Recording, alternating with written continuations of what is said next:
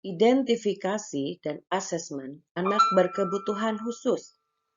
Sumber, modul pengantar pendidikan anak berkebutuhan khusus, IG Aka Wardani dan kawan-kawan. Identifikasi anak berkebutuhan khusus. Definisi identifikasi anak berkebutuhan khusus adalah deteksi terhadap kelainan yang disandang anak berkebutuhan khusus sebagai dasar dilakukan asesmen dan penetapan program layanan sesuai dengan kelainannya. Tujuan identifikasi adalah mengenal atau menemukan anak yang menyandang kelainan dan jenis kelainan yang disandangnya. Guru harus mampu mengamati anak secara cermat dan menguasai perilaku yang ditampilkan oleh masing-masing jenis anak berkebutuhan khusus.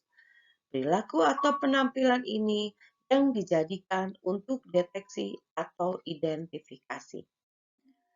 Dapat dilakukan dengan teknik observasi, wawancara, dan tes sederhana. Asesmen anak berkebutuhan khusus. Asesmen dapat diartikan sebagai menilai atau menaksir kemampuan yang dimiliki oleh anak sehingga hasil asesmen dapat digunakan untuk menaksir bantuan yang diperlukan oleh anak tersebut. Kode etik dalam proses asesmen.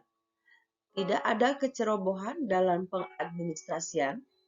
Tidak ada jalan pintas dalam merancang rencana asesmen seorang siswa.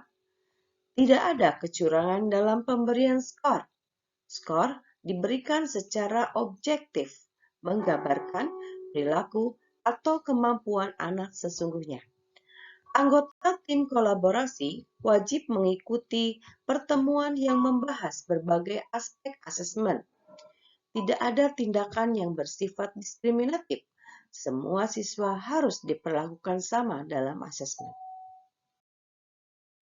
Hasil asesmen.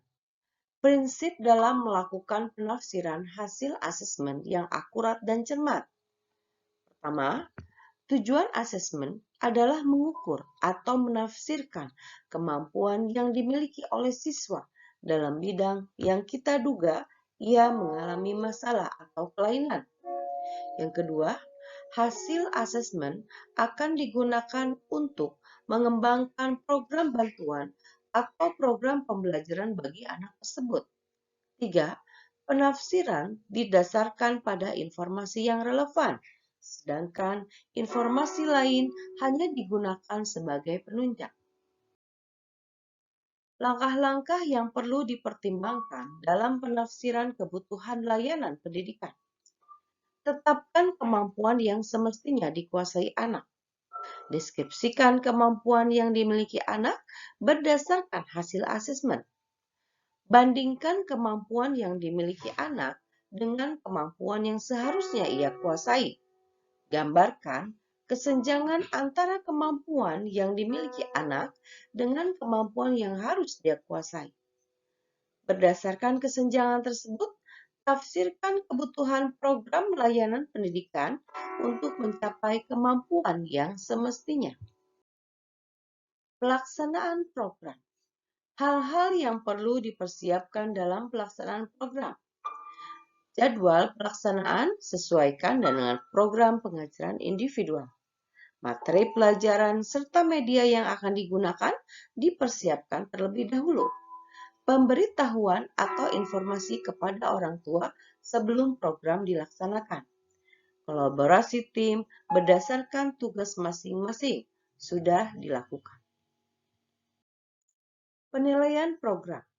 Pertimbangkan komponen program, yaitu tujuan, materi, proses kegiatan, dan tes dalam mengukur tujuan kegiatan. Terima kasih. Selesai.